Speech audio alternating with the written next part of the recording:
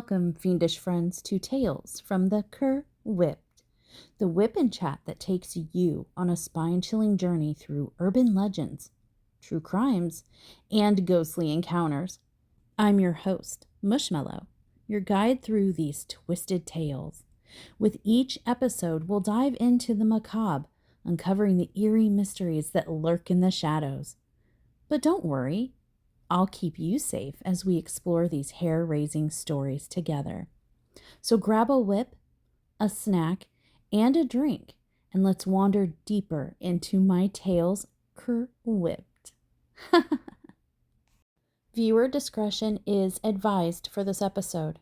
Again, viewer discretion is advised.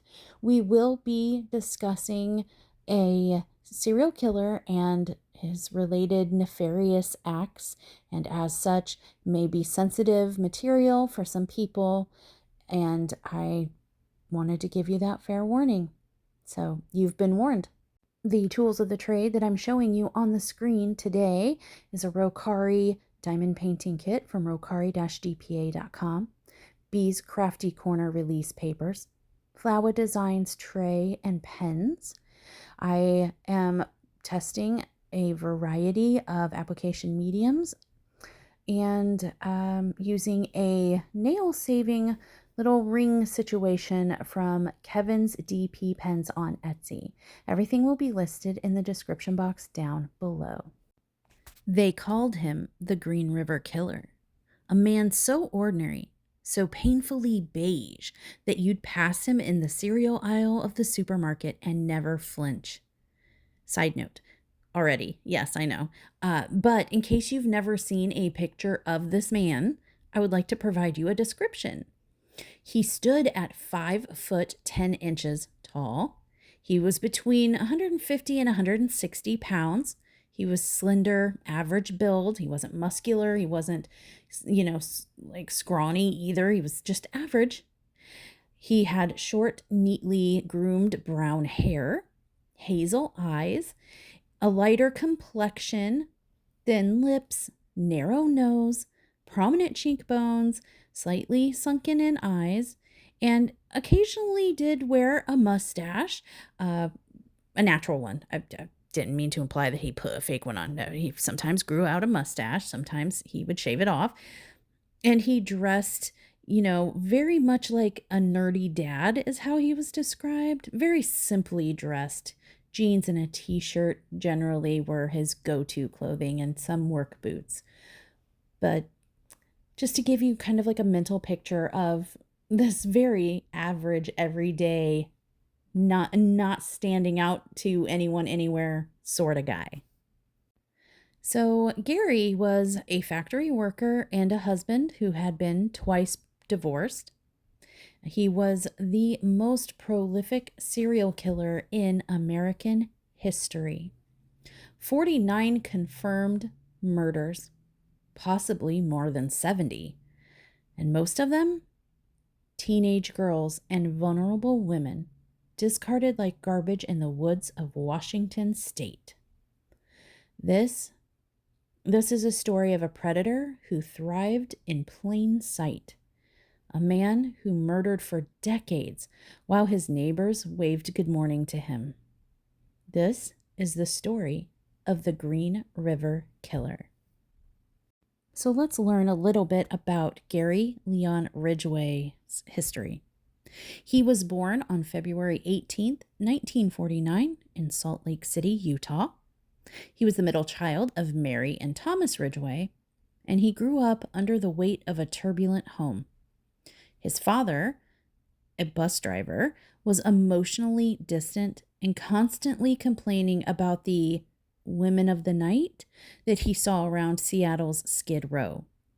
His mother, she was overbearing and cold. Gary would later recall moments when she'd wash his southern regions well into his adolescence, and how those moments left him feeling confused and angry and even aroused. He was a chronic bedwetter. She would scrub the soiled sheets and berate him, and not in private. Nay. She'd humiliate him loud and sharp, The cocktail was a toxic mix that was already brewing. But the danger wasn't obvious, at least not yet. Ridgway was shy, socially awkward. He had a low IQ, reportedly in the 80s, yet he functioned well enough to graduate high school, but just barely. And there is a chilling anecdote from his youth, a story, if you will, that claims that at just 16, Ridgway lured a 6-year-old boy into the woods and stabbed him in the ribs. The child survived, and Ridgway told him, quote, "I always wanted to know what it felt like to kill someone," end quote. And yet, no one looked deeper at Ridgway. After high school, Ridgway joined the Navy in 1969. He was shipped off to Vietnam, where he spent his downtime with nocturnal employed companionship. And when he returned to the States, he brought back with him more than just memories. He brought back an STD. For this, he blamed women, and he always would. Now, back home, Gary took a job as a spray painter at the Kenworth truck plant in Renton, Washington. It was dirty work, but it paid well, and more importantly, gave him routine. It gave him structure. He worked there for 30 years. Gary married 3 times. The first 2 marriages fell apart due to infidelity, jealousy, and emotional abuse. But the third, with Judith Mawson, that one lasted. Judith would later say that she had no idea she was sleeping beside a serial killer for over a decade. She described him as gentle, quiet. He never raised his voice. He never hit her. He cooked her dinner. He rubbed her feet. And every time he unalived someone, he came home and kissed her on the cheek. Meanwhile, horrors started surfacing from the Green River area of Washington, near where Gary and his wife lived and worked. In 1983, 16-year-old Wendy Lee Cofield, a runaway who had been staying in a juvenile detention center, was found floating in the Green River near Seattle-Tacoma International Airport. She was found nude, strangled, and seemed to have been dumped in the water like trash. It didn't take long before more bodies started surfacing. In August, just a month later, Deborah Bonner, followed by Marcia Chapman, then Cynthia Hines, and then Opal Mills, all strangled, all sex workers or girls that were down on their luck, all found near the river. The media caught on. The public panicked, and the police were overwhelmed. By the end of 1983, over a dozen bodies had been pulled from the Green River or discovered nearby. The press dubbed him the Green River Killer, a faceless phantom who struck at night, luring girls into his truck with cash, charm, and promises, and then took everything from them. The police formed the Green River Task Force, and really, they had very little to work with. They had no DNA, no fingerprints, just a vague description. White male, 30s to 40s, medium build, and brown hair. That's all they had. That described half of King County. Now, what they did also have, though, was a victim, like a victimology, a victim type. The predator seemed to be focused on females aged 12 to 26, mostly white females, petite or slim of build. He preferred runaways, sex workers, homeless persons, and drug addicts. That's really all the police had to go on, you guys. A very vague description that couldn't really narrow down the suspect pool, and a victimology. Now, the police got so desperate that they brought in Ted Bundy. Yes, that Ted Bundy. From death row to offer his insights into the killer's psychology. Bundy gave them chilling advice, quote, "Check back where he dumps the bodies. Killers return to relive the experience," end quote. And Gary? Oh, he did. He returned, and often. He sometimes would have intercourse with the corpses days or even weeks after the death. And because he worked a steady job, had no criminal record, and looked like your average suburban dad, he remained invisible. Gary Ridgway had a system, a grim, practiced choreography. He'd cruise the strip on Pacific Highway South, an area infested with poverty, sex work, addiction, and broken dreams. His targets? Girls who wouldn't be missed right away. Teenagers, runaways, sex workers, the forgotten. You see, Gary Ridgway, he developed a system that worked for him. Kind of a grim choreography, if you will. He'd cruise the strip on the Pacific Highway South. It's a place overflowing with broken dreams and desperate people. His preferred targets? Teenagers, sex workers, runaways, the kind of victims who slipped through society's cracks and could disappear without setting off alarm bells. Ridgway would often pull over in his truck, engage in small talk and light conversation, offer them money in exchange for sexual activity, and if they agreed, he'd drive them somewhere remote, like a forest, back roads, bushy clearings, anywhere in the vicinity of the SeaTac airport. The kind of places where screams could get swallowed by trees and planes flying overhead. He always insisted on intercourse from behind, and not because it was some kind of preference for him or his victim, but because it put the victim in just the right position, vulnerable and unaware. And when they were distracted, he'd reach around their neck with his forearm, or sometimes a ligature, and he'd squeeze. Fast, efficient, cold. The moment they stopped struggling, he'd redress the body, or not. Sometimes he'd dump them in the nude. Sometimes he'd pose them. And then he'd go back. Days, sometimes even weeks later. But Gary Ridgway wasn't just your average serial killer. He had a fetish. He preferred intercourse with the unalive, if you will.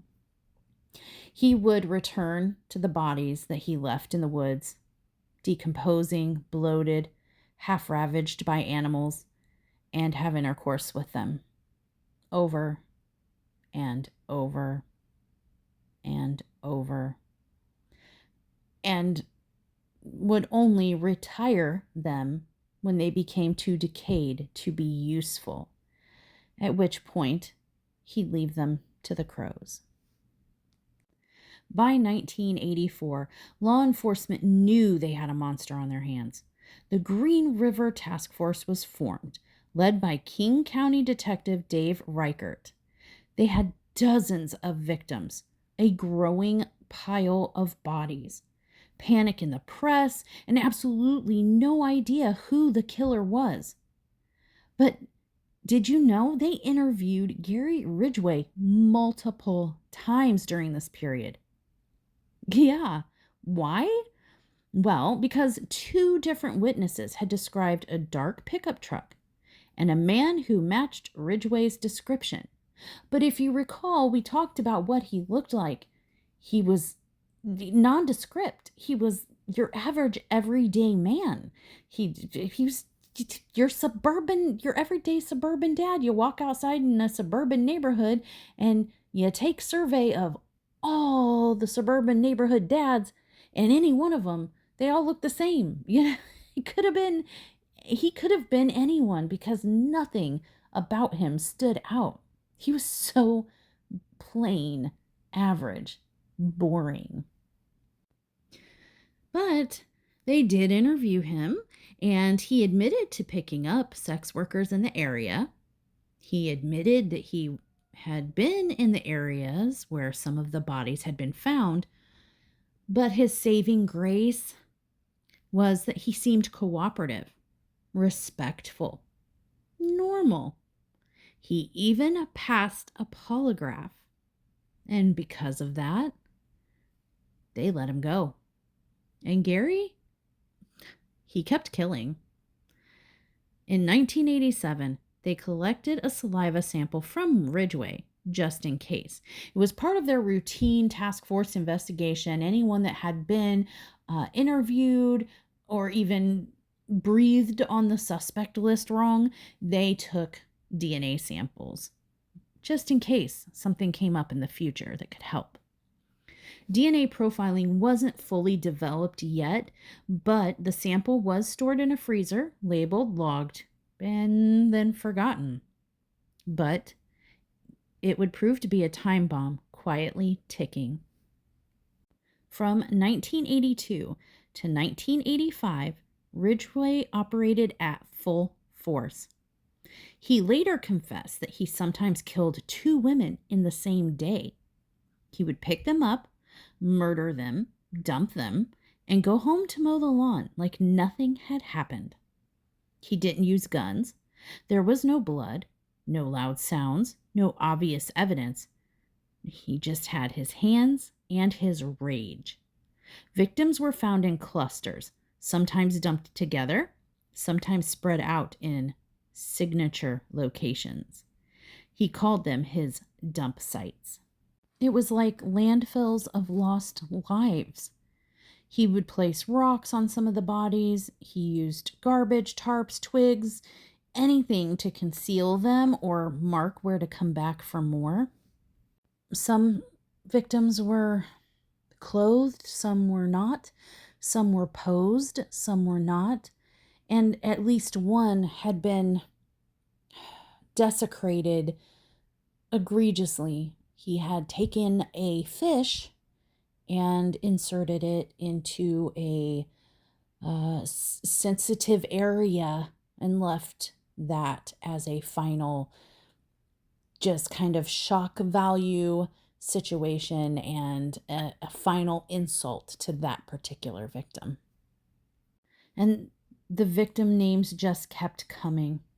There was Kimberly Nelson, 21, Marie Malvar, 18, Carol Christensen, 21, Tracy Winston, 19, Cheryl Wims, Cheryl, Sandra Major, and so many more. Each of these lives lost to this man, and so many more. Each one missing, each one found in the woods, eventually. And by the end of 1985, more than 40 women were dead. And then, suddenly, the killings just seemed to stop. There were no new bodies. There was no new evidence. Had the killer died? Had he moved? Had the monster gone back to sleep? No, he'd gotten married. Gary married his third wife, Judith Mawson, in 1988. So he didn't stop killing, he just changed his pattern. He got pickier, he took fewer risks, and for a while, he even played the part of a devoted husband. He mowed the lawn, took his wife out dancing, and gave up his old hunting grounds for a little while, but he never could get rid of the hunger. It was at this point that the case went cold. Like the bodies in the woods, it was buried under years of frustration, failed leads, and public fatigue. By the early 1990s, the Green River Task Force had mostly been disbanded. Budgets were drying up, investigators were being reassigned, and the monster who haunted the Seattle area for all those years, well, he simply faded into the mist. But not for everyone. Some detectives, specifically David Reichert, never stopped looking. They held on to files, reviewed old maps, and stared at mugshots by lamplight. haunted, driven, angry, and then science caught up with evil. By 2001, DNA technology had advanced in ways that no one could have imagined 2 decades earlier. Suddenly, cold cases, they were heating up. And evidence that had once been too degraded or too minute was now fair game for genetic profiling. Among the items still preserved from early on in the investigation were biological samples from several Green River victims, semen samples collected from bodies of Marcia Chapman, Carol Christensen, and Opal Mills. And somewhere in a refrigerator drawer, there was a saliva swab from 1987, an interview with a man named Gary Ridgway. They ran the DNA, and the match came back fast. It was brutal, it was unmistakable, undeniable. Gary Ridgway, the polite blue-collar man who had slipped through their fingers for nearly 20 years, came back a perfect match to the Green River killer. Gary was arrested on November 30th, 2001, outside the Kenworth truck plant, where he had worked steadily for 30 years. At the time of his arrest, he was 52 years old. When the officers came to get him, he didn't protest. He didn't ask, "What is this about?" He didn't beg or plead, "No, don't take me, you got the wrong guy." Why? Because he already knew. Over the next several months, investigators interviewed him. They prodded him. They picked apart at the edges of his psyche. And the more he talked, the darker it got. When investigators sat Gary Ridgway down for questioning, they expected resistance, defensiveness, or perhaps even silence. But what they got instead was cooperation. Too much cooperation. He spoke without hesitation, no emotion. It was as if he were talking about car repairs or the weather or a grocery shopping list, not murder. And what he had said chilled even the most seasoned detectives. Quote, "I killed so many women," he said. "I have a hard time keeping them straight. Most of the time, I killed them the first night I met them, and I do not have a good memory for their faces. I thought I was doing you guys a favor, killing prostitutes." End quote. He wasn't proud, and he certainly wasn't remorseful. In his mind, he was efficient. He explained that he targeted sex workers because they were, quote, "easy to pick up" and, quote, "less likely to be reported missing."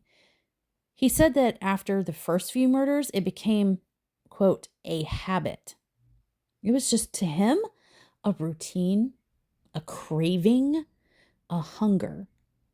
He'd sometimes bring his son along for the pickup, using the boy as camouflage. He used his own son. Side note. This man used his child, involved his young son, his young child, in the commission of he brought his kid. Wow. That's depraved. Talk about depraved. Talk about that kid, therapy forever, I would imagine. Wow. Despicable, disgusting. I am not going to go into too much detail about this because I can't, my brain can't go there.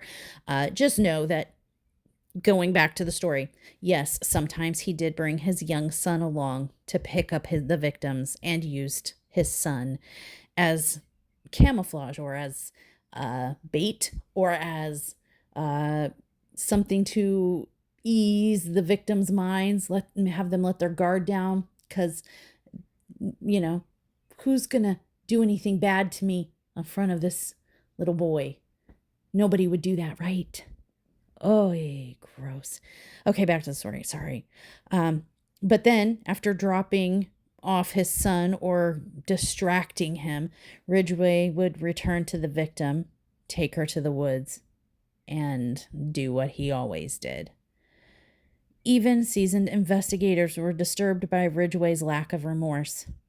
He just wasn't angry, and he just wasn't proud. He was indifferent. He told investigators that he began killing in 1982, and by the time he was caught, he'd fine-tuned his process. To him, it was very simple. Pick up, drive, strangle, dump, repeat. And if a body risked discovery, move it. If a woman got suspicious, talk her down. He even brought, again, like I said, his young son on some of the trips so that he would seem less threatening. Oh my gosh, that just is not going to sink in, man. Ugh, sorry. Gary Ridgway, America's most prolific killer, used his own child. He claimed to have tried to stop. He said he didn't want to keep killing, but, quote, it was just so easy, end quote. Easy? Gross. He even detailed how he'd bring victims to his own home while his wife was at work. Judith Mawson, his wife, the woman who believed that she had married the nicest man in the world, had no idea what was happening under her own roof. He had told detectives that he had killed as many as 70 women, but couldn't give them all the names. He couldn't even remember some of the locations by this point. He'd driven around with corpses in the back of his truck. He slept soundly after dumping their bodies in ditches. And the necrophilia? Oh yeah. He admitted returning to some of the bodies several times, and even using garbage and tree limbs to keep them from being discovered or eaten by animals, just so he could go back and continue to violate them again. And he said it was cheaper than hiring a sex worker. Less hassle, less talking. Quote, they couldn't say no, he told them. They were mine. In November of 2003, nearly 2 years after his arrest, Gary Ridgway stood before the court and admitted to what he had done. The courtroom was silent, cold, full of ghosts. It was November of 2003, and the gallery was packed. Mothers, fathers, sisters, brothers, dozens of families, each one with a name on the Green River list. Ridgway stood before them in his red jail uniform, his eyes blank and his mouth calm.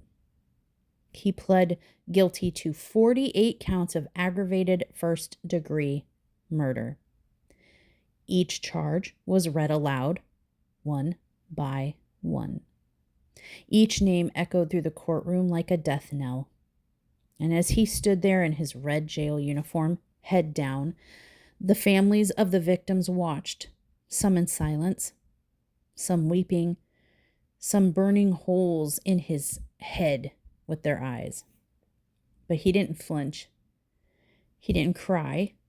He didn't even say sorry. He just pled. Quote, I killed them all in King County, he said. I killed so many women, I have a hard time keeping them straight. End quote. The prosecutor didn't seek the death penalty. Instead, they made a deal.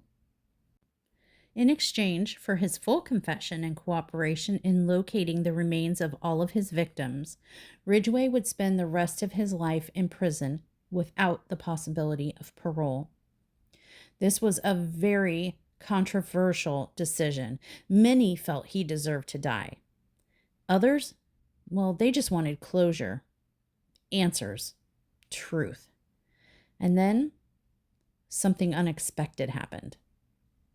Then came the moment that broke through.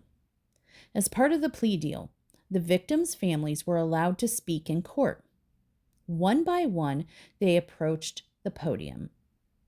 Some read prepared statements, others screamed at him, and some collapsed in tears, unable to fully vocalize their prepared statement. Their grief filled the courtroom. It was thick, palpable. You filled the air. You could feel it, cut through it with a knife. That is, until Robert Rule, the father of 16-year-old victim Linda Jane Rule, stepped forward. Robert was elderly, shaking, and he looked Ridgway right in the eye and said, quote, "Mr. Ridgway, there are some people here who hate you. I am not one of them. You've made it difficult, but I forgive you." End quote. That is when Ridgway cried. Tears rolled down his face, the first and only time anyone saw him show any emotion in public. Was it guilt? Shame? Relief? We'll never know. But he cried, the one and only time anyone ever saw a break in him. There was no outburst. There was no apology. Just that single crack in his mask.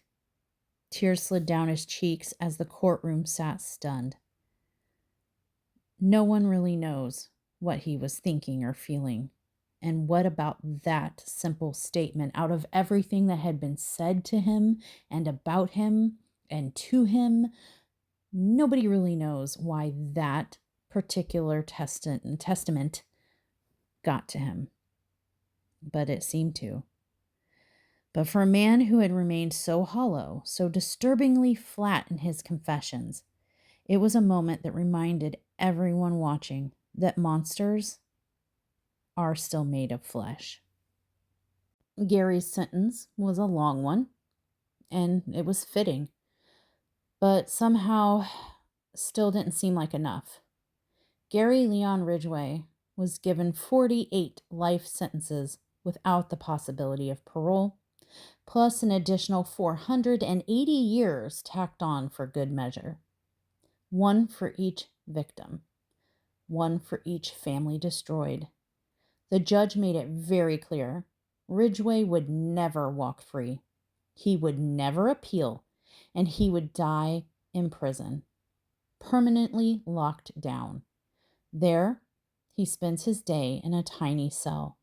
No windows, no freedom, no visitors. And yet, even as he stood there, shackled and sentenced, there was a gnawing sense of unfinished business. Because Gary had confessed to more than 70 murders. Law enforcement could only officially confirm 49, which meant somewhere out in those woods, in the dirt, beneath the moss and bramble in King County, bodies were still missing. And then in 2011, there was a chilling update.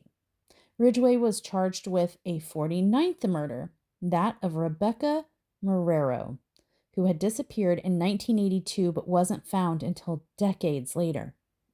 Even after all that time, DNA doesn't lie. He was a match. And even now, law enforcement believes the real total may be closer to 90 victims or more.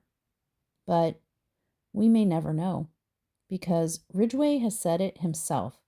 He simply doesn't remember them all. He said, quote, "They're blurred together. They were just things," end quote. So that real number, that's really a mystery, maybe even to Gary Ridgway himself. And one that if he does know the answer to, he'll never fully reveal. During his confession, Ridgway's tone was mechanical, emotionless, like he was reciting grocery items. Quote, I killed so many women, I have a hard time keeping them straight. Most of the time, I killed them the first time I met them, and I do not have a good memory for their faces or where they're at." End quote. To him, they weren't people. They weren't people. They were problems. And he solved them with his arm or his ropes. And there are still dozens of missing women.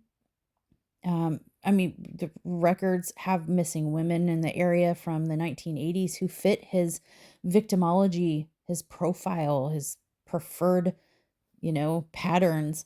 And yet they can't be proven that they were victims of his. Um, in reality, the truth is, he might die with the truth still locked in his head.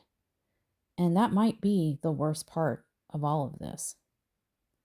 Ridgway was sent to Washington State Penitentiary in Walla Walla, maximum security prison with cells built to bury men alive. There are no televisions. There are no contact with the outside world. There are no parole hearings, no releases. He eats alone, he sleeps alone, and he rots alone. But even in prison, Ridgway still hasn't stopped haunting the world. He occasionally offers up new information, a little bone here, a location there, and sometimes it's accurate, sometimes it's not. And it's hard to tell whether he's being helpful or he just likes holding on a little bit longer to a little bit of power. Because to Gary Ridgway, those women were never real people. They were objects, transactions, trash. He didn't remember their names. He didn't care about their faces. He only cared that they were gone. Another scary aspect to this, you guys, he could have kept going. If DNA hadn't caught up to him, if that cold case unit hadn't run that sample, if someone hadn't connected the dots, he would still be out there, smiling at his neighbors, still driving to work, still hunting. And no one would suspect a thing. Because monsters don't always come with fangs and claws. Sometimes they mow their lawns on Sundays. Sometimes they kiss their wives goodnight. Sometimes they pass polygraph tests. Today, many of Ridgway's victims remain unnamed. Bones in boxes, dental records with no matches. But they were people. They were daughters, sisters, mothers, aunts. Some were just 15 to 16 years old. They lived, they loved, they trusted someone they shouldn't have. And their stories deserve to be remembered. The Green River Killer didn't just steal lives, he stole decades of justice.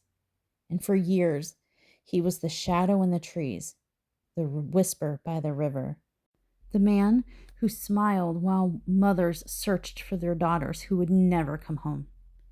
And while Gary Ridgway may rot in prison, his name is carved in history, a cautionary tale of how a monster can hide in plain sight, wearing a wedding ring, punching a time card, and still leaving dozens of corpses in his wake. Gary Ridgway confessed to 71 murders. He was convicted of 49. Here are the names of just some of the confirmed victims. Wendy Lee Caulfield, 16. Deborah Lynn Bonner, 23. Marcia Faye Chapman, 31. Cynthia Jean Hines, 17. Opal Charmaine Mills, 16. Mary Bridget Meehan, 18, and pregnant at the time of her death. Delise Louise Plager, 22. Denise Darcel Bush, 22. Shirley Marie Sherrill, 18. Alma Ann Smith, 18. Carol Ann Christensen, 21. Kimberly Lorraine Nelson, 21. Linda Jane Rule, 16. Rebecca Marrero, 20. Sandra Denise Major, 20. Marie Malvar, 18. Tracy Winston, 19. Giselle Lavorne, 17. Cheryl Wims, 18. Angela Marchbanks, 14. There are so many more. Each name is a void. A girl who didn't get to grow up, a woman who didn't come home. And for some, we still don't even know their names. We do know that, well, we think that his first victim was Wendy Cofield in 1982. She was found in the Green River. We believe that most of the killing was done between 1982 and 1985 when the body count skyrocketed and over 40 disappearances were linked to the Green River killer. In 1983, the Green River Task Force was formed, and Ted Bundy was listed as an official consult person. It was so bad that they authorities reached out to another serial killer for help. Wow. 1984 to 1987, Ridgway was questioned multiple times and given a DNA sample. In 88, Ridgway married Judy Mawson, and the killings slowed down, or he went underground and changed his methods. In the 90s, the case went cold and the leads ran dry. In 2001, DNA linked Ridgway to multiple victims and he was arrested. In 2003, he pled guilty to 48 murders and was sentenced to life without parole. In 2011, he was charged with the 49th murder, and today he remains incarcerated with no parole and no mercy. Gary Ridgway changed how we think about serial killers because he wasn't flashy. He wasn't charismatic like Bundy. He didn't taunt police like the Zodiac. He didn't, put himself in people's faces like John Wayne Gacy with the clown act, He was just an average man, dull. He was a nobody from the suburbs who simply just blended in and camouflaged himself. In the end, his case forced changes to how law enforcement handles missing persons, especially sex workers, runaways, and the unhoused. It revolutionized the use of DNA in cold case units, and it broke the myth that serial killers always burn bright or fast. Because Ridgway, he was different. He killed quietly, efficiently, and he did it for decades undetected. A slow burn psychopath whose body count may never be fully known. Today, Gary Ridgway is approximately 76 years old. I'm not a mather, so I could be wrong, but I believe it maths to 76 years old. He spends his day in a concrete box buried in the belly of Washington State Penitentiary. He's not allowed out. He has no internet. He has no TV. He has no pity. But he still gets letters. Curious college students, true crime fans, women who want to marry him. Yeah, really. Oh, and the best part, yeah, he writes back. That's great. Monsters like Ridgway, of course he writes back. They never stop talking, even when they don't have anything left to say. They just can't stay away from the attention, which is funny because he spent so many years camouflaging and hiding, and under the radar. But now, yeah, let's write letters. Let's have a pen pal. That's dandy. Um, but yeah, there you have it, my ghoulish glitter friends. The tale of Gary Ridgway, Seattle's most sinister diamond painter. Spray painter.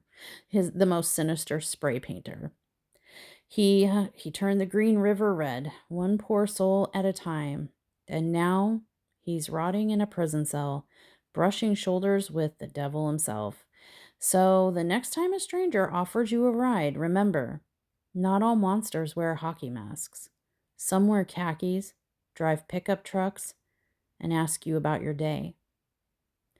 Be safe, be strange, and until next time, stay naughty, friends.